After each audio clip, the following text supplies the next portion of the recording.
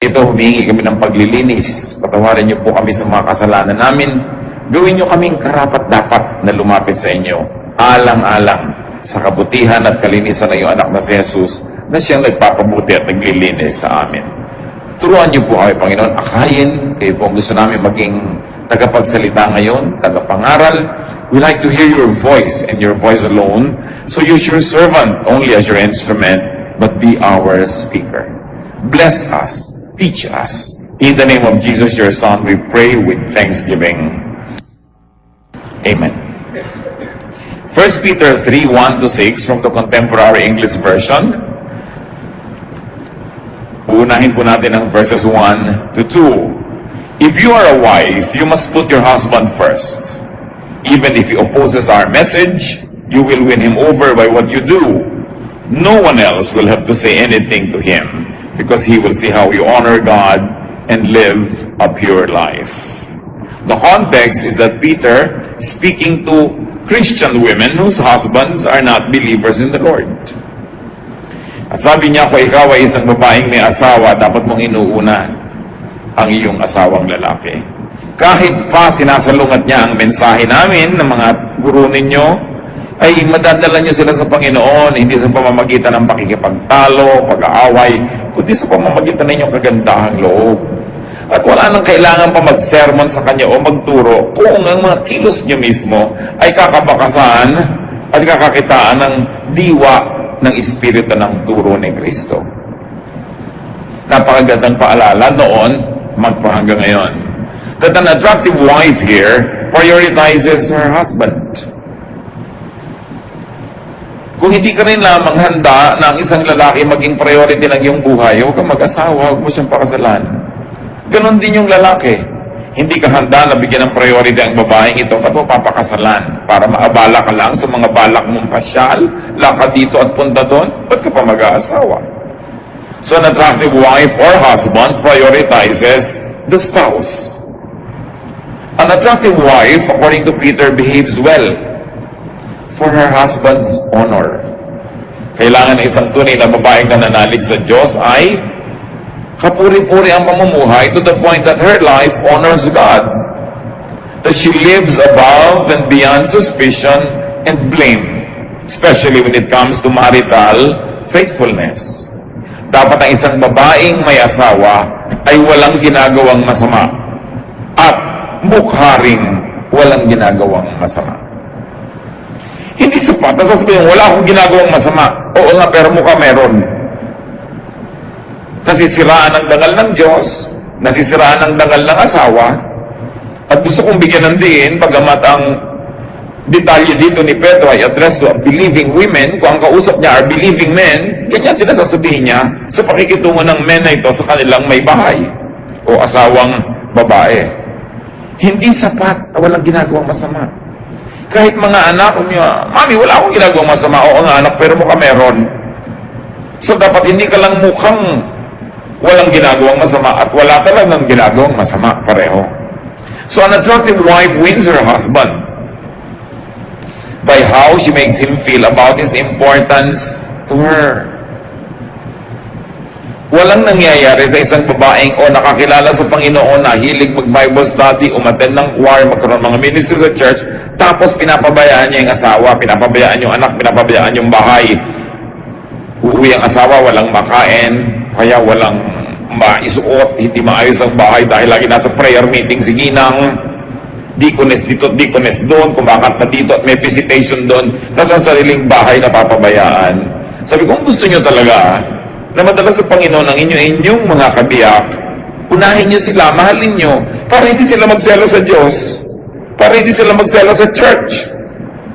Oras na yung husband mo, nagsaselo sa church dahil nakikita niyang napapabayaan mo siya, tapos pa na yung prioritize mo sa iyong mga ministries, mahihirapan kang dalhin siya sa Panginoon.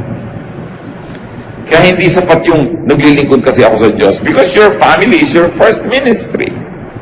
Marami pang paraan ng paglilingkod. Marami pa nga mga kabataan, magbibigay sa akin ng tanong, Pastor, gustong-gusto po mag-church, di po ba dapat unahin ng Diyos? Pinipigil po ako ng parents ko kasi unbelievers po sila. Ano bang dapat kong gawin? Siyempre ang payo ko, stay home. Hindi ka pala pinapayagan, minor de edad ka, wala ka pa sa sarili mong disposisyon, obey your parents. Pero di ba pag una ang Diyos dapat? Oo, pero nasa bahay niyo rin naman ang Diyos. Pwede ka mag-worship doon, pwede ka kumanta doon, pwede kang gumawa ng paraan. At kung nasa school ka, kung may Bible study group, mag-attend ka. It's important to give priority to our family. Hindi gusto ng Diyos na nagkakahiwa-hiwalay yung mag-anak. At wala pang nakipaghiwalay sa kamag-anak dahil sa relihiyon na nadala yung kamag-anak niya para sa Panginoon. Kailan unahin mo? Dahil kung marunong ka rin ang mag-una nun, aani rin ang iyong tanim. At hindi mo lang ginagawa yung para umani, kundi dahil talaga ang pamilya ay binibilin sa atin ang priority natin ang ating family. Kailangan natin yan pinaglilingkuran. So an attractive wife is all that. 1 Peter 3:3-4 adds more definition to the beauty of a woman or the good looks of a man. Don't depend on things like fancy hairdos or gold jewelry or expensive clothes to make you look beautiful. Be beautiful in your heart by being gentle and quiet. This kind of beauty will last, and God considers it very special. Now, good grooming and ornamentation is not the culprit here. It is dependence only on it for value. Many people tend to misread these verses. Kaya may mga sekta na bawal mag-alahas, bawal magsuot ng hikaw, bawal magsuot ng ganito, bawal na magpusod, magtirintas. Kailangan ilugay mo lang yung buhok mo dyan, huwag mo siyang kailangan laging bigyan ng pansin dahil nagiging sobrang literal ang pagbasa sa verses. Kung tutuusin, ang tunay na malalim na kahulugan dito ni Pedro is, huwag mong iasa lang ang kagandahan mo sa panglabas, unahin mo yung gandang pangloob. Pero dito naman sinasabing, magmukhang tiriringkay ka na sa labas, huwag ka na mag-shampoo, huwag ka na mag-ayos, at magmukhang losyang ka na lang forever. No, because God is God of beauty. And even the temple, when the temple was made, God had very specific instructions how it would be ornamented, decorated, and beautified. So alam natin na hindi yun ang kahulugan. Ang sinasabi lang, kung yun lang ang inaasahan mo para ka magmukha maganda, na nagkakanda utang-utang ka na, nagkakabaon-baon ka sa mga o ano-anong utang, hindi ka na nakakapagluto ng masarap dahil hinihuhulog mo sa mga hikaw mong kay lalaki, eh hindi ganyan ang ibig sabihin na maganda.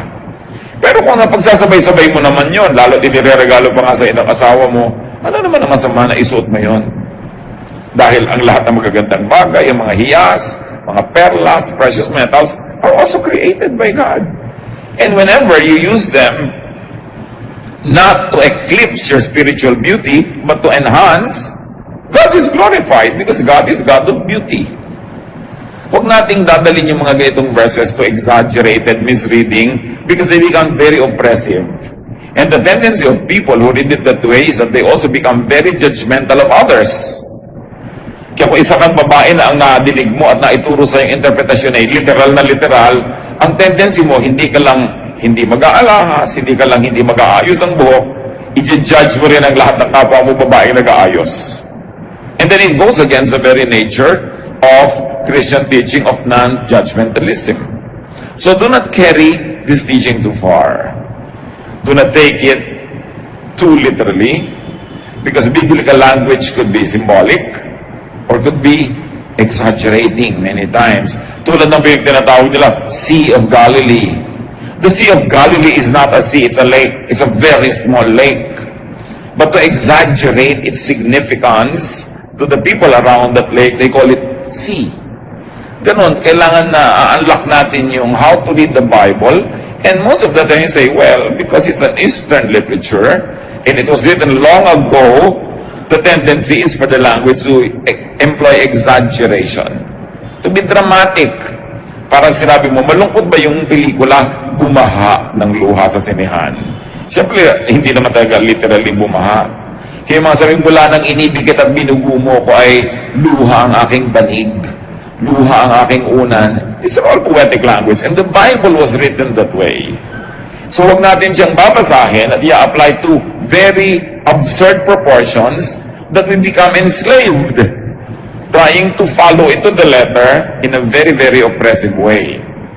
Now, going back to what Peter was saying about women, 1 Peter 3:5, long ago, those women who worshiped God and put their hope in Him made themselves beautiful by putting their husbands first.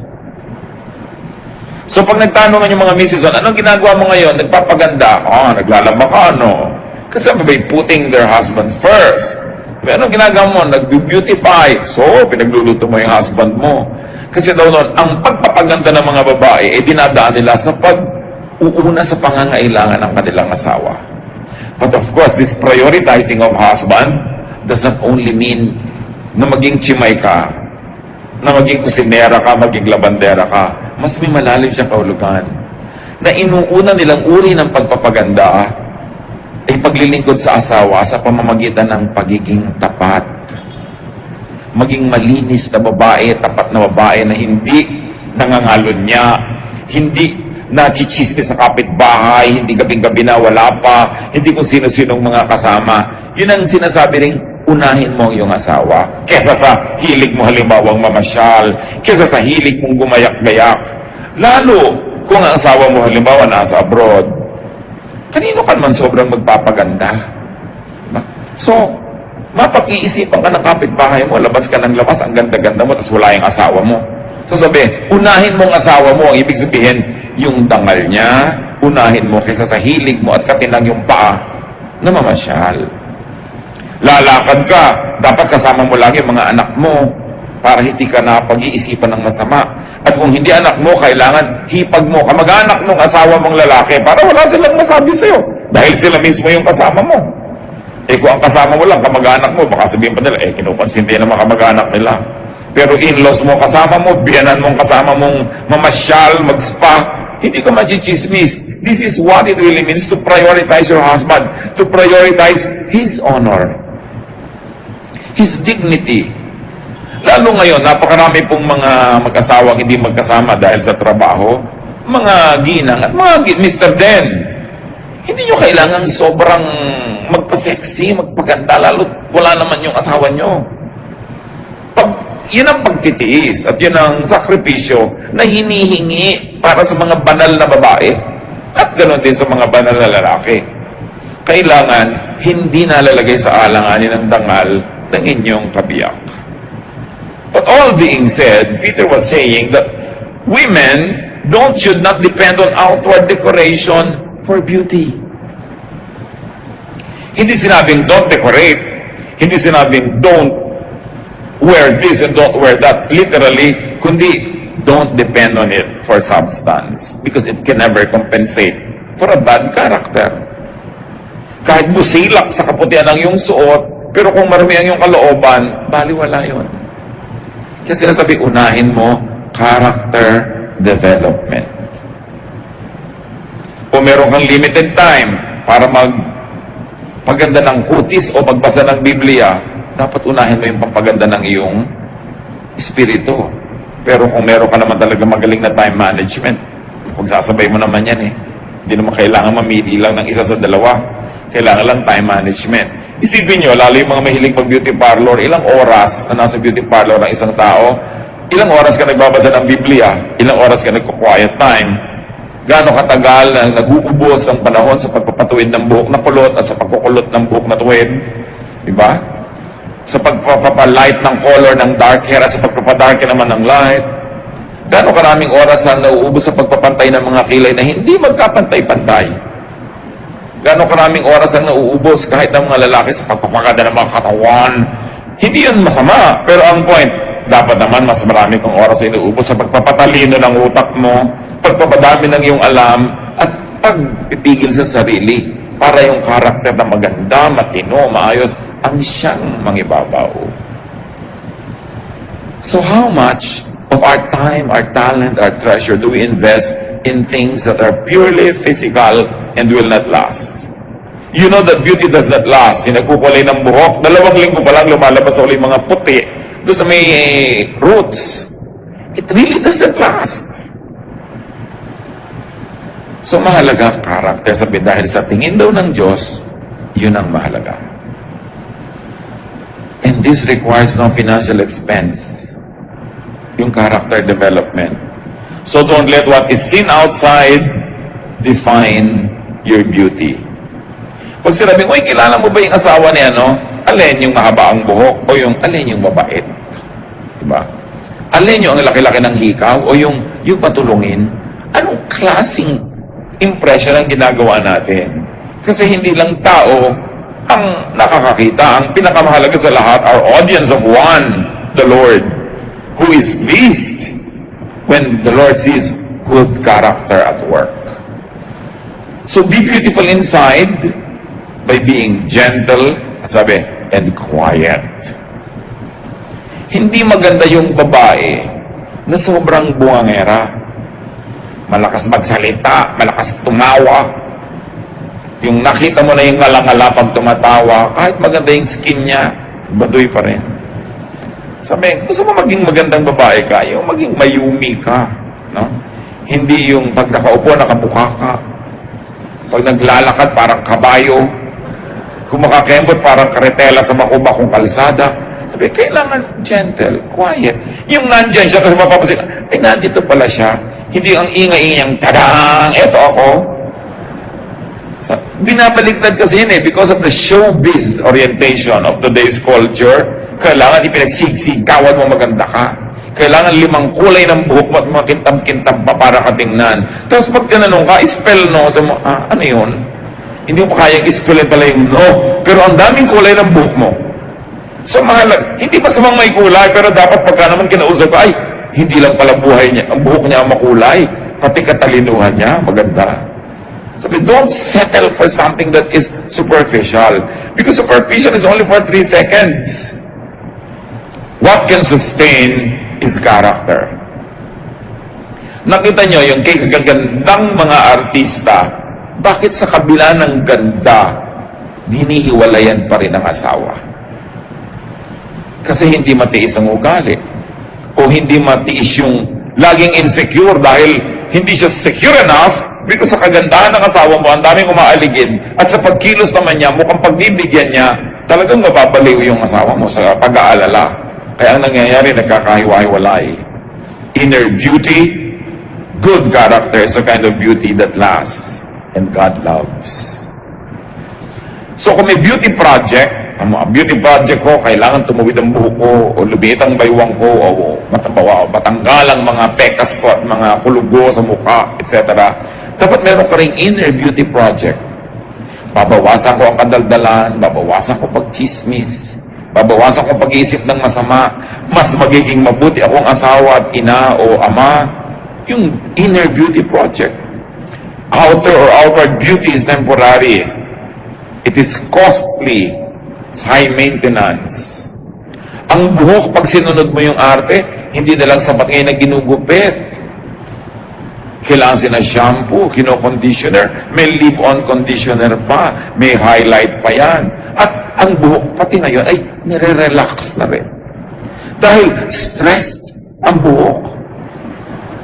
Nagtataloko kayo sa mga advertising para lahat ng pera nyo mapunta doon, tapos ang ulam nyo, 3 dilis.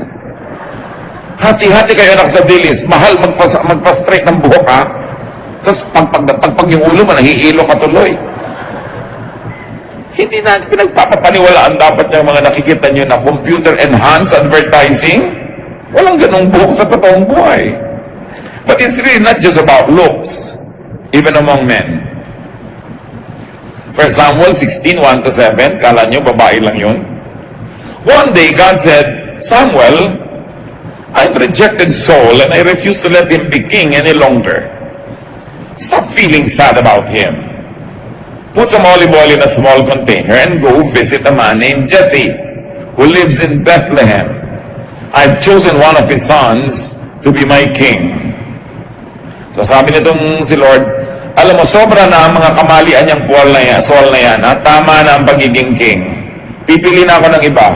Sige, maganda ka, at huwag kang mag-inarpid dyan. Don't be sad for him. We've given him a lot of chances. Magdala ka ng oil, may ipapa-anoint ako sa yung bagong magiging hari ng Israel.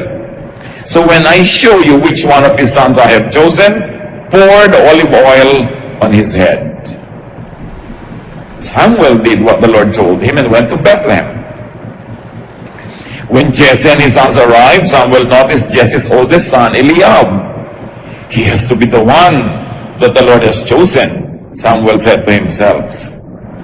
But the Lord told him, Samuel, don't think Eliab is the one just because he's tall and handsome.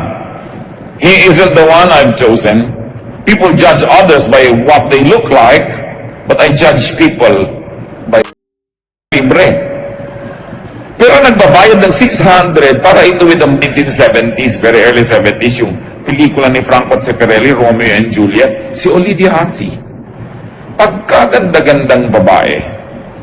Nakakila pa rin yung pelikulang yan, Romeo and Juliet. Eto na siya ngayon. Huwag kayong tumingin sa katabi nyo, hindi siya si Olivia Hussey. Si Leonard Whiting, yung Romeo, ganito siya noon.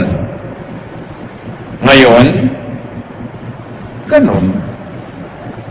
Hindi naman nila kasalanan dahil ito umandar ang edad eh. Gravity work, indeed its part. At lahat ng maganda magkakaganyan din. Sa katunayan, ang ganda sa sandali, parang tanghaling tapat lang, ang bilis lumampas. Ang tunay na kagandahan ng isang babae sa isang lalaki, wala pang 10 taon. Kaya nakikita mo kami sa, ay, tumawid na siya. Yung matanda na siya, yung may tatawirin ka kasi na biglang matanda ka na. Wala kang magagawa tungkol doon. At habang hinahabol mo ng surgery yan, na lahat ng mata ng 5 babae sa inyo magkakabuka na, no? Pare-pareho pala kayo ng surgeon. Ngayon lahat ng babae sa isang bayan magkakamuka kasi isa yung gumugupit ng mukha nila. Gusto nyo yun, walang character. Tapos tawang-tawa ka na, sabi mo, kasi hindi ka pwedeng humalakak, makapapilas ang mukha mo. Bakit papahirapan ng sarili? Ang ganda-ganda ng babae na umiidad na alam mong may pinagkatandaan. Nagpalaki ng anak, naging mabuting babae. Tapos kiting mo yung kamay, mga puro kulubot-kulubot kasi maraming nilaban, maraming pinlansya, maraming talsik ng mantika. Sa totoo lang, yun talaga ang magandang babae. Magtataka ka sa nagkaanak at nagkaasat, ang ganda-ganda pa rin, liban na lang super bilyonarya, maraming mga katulong. Anong mga hindi mo ginawang trabahong bahay? Bakit ganyan ka pa rin? Kakainis. Hindi yun katangian. Maaaring isang malaking kapintasan nyo na marami kasi sigurong pinabayaan. Liban na ang galing mo rin mag-maintain. Meron namang gano'n, talagang ang galing na ina, tapos ang galing pa rin ang kagandahan niya. Yan ang mga tinatawag nating super bonus.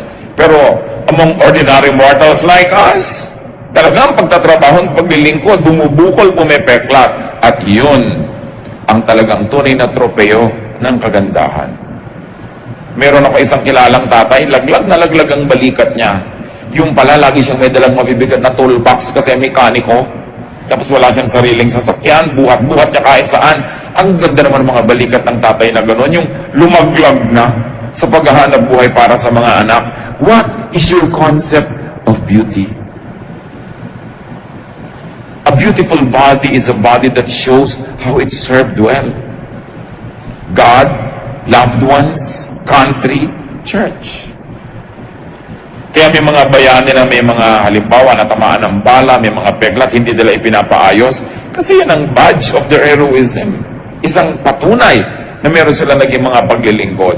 Di ba parang wala ka namang karakter na ang tanda-tanda mo na wala man lang mark yung mukha mo. Kasi bawat mark ng mukha is a story. Is history. So, kailangan appreciate natin yon. Bakit kaya ang pangit ng kamay niya? Ay, hindi pala pangit ang kamay niya. Kasi mukhang kamay na nagtrabaho. Appreciate. Yung mga asawa naman kasi, pagka nahawi, hipon niya na yung mga wife niya, yung mga kamila magaspang, ba't bigla na binibitawan? Diba?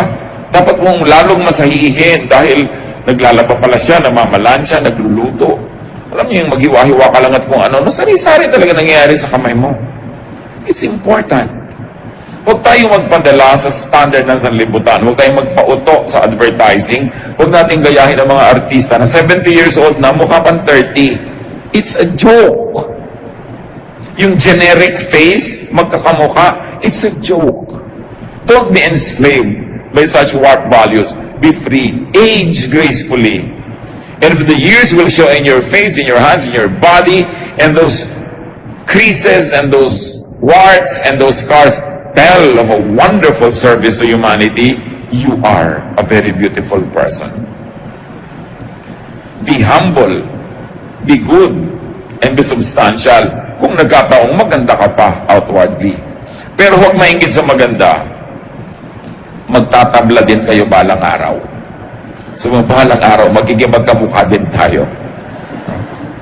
It's good to be beautiful, but what is good will soon be more beautiful. Kaya yung mga ibang mag-asawa lalong nagmamahalan kasi nakikita mo yung character. Nakikita mo yung willingness niya na magsakripisyo para sa iyo o sa iyong mga anak. Lalong kakalapit ang loob. Sino yung mga mag-asawa nagkakalayo ang loob? Yung habang lumaandar ang panahon, nakikita mo, unselfish pala nitong na pang-asawa ko. Sobra pa ng makasarili to. Wala na kaming makain.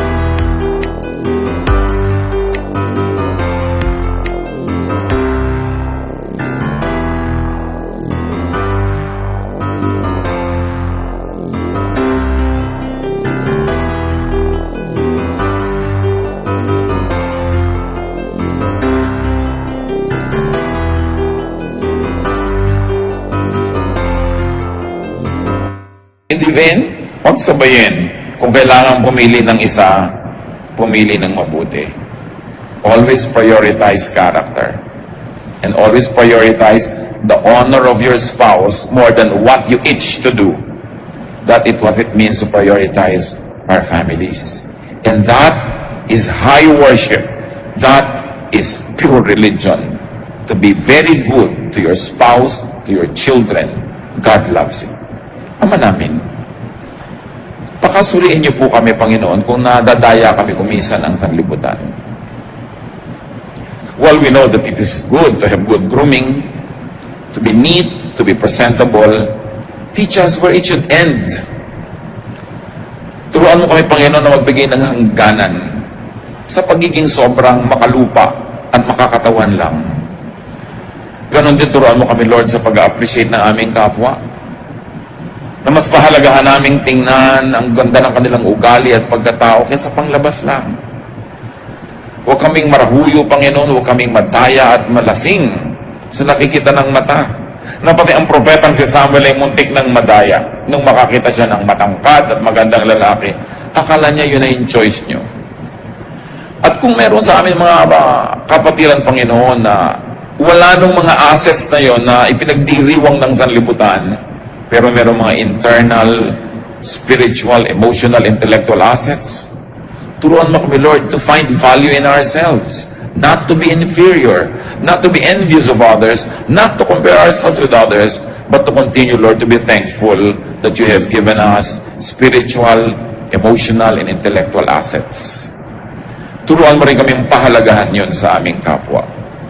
Magbulay-bulay tayo sa madali, mga kapatid, kung ano ang kahulugan ng mga paalalang ito sa ating buhay. Sinong pinapahalagahan natin? Yung pang better looking na anak kaysa doon sa hindi masyadong good looking by the standards of the world? How do we judge our employees? People around us. We are spiritual people. Get beyond the body and get to the spirit. God teach us. We want to be silent before you so you can remind us where we stand. Thank you for the things we do right. Correct us for the things we do wrong.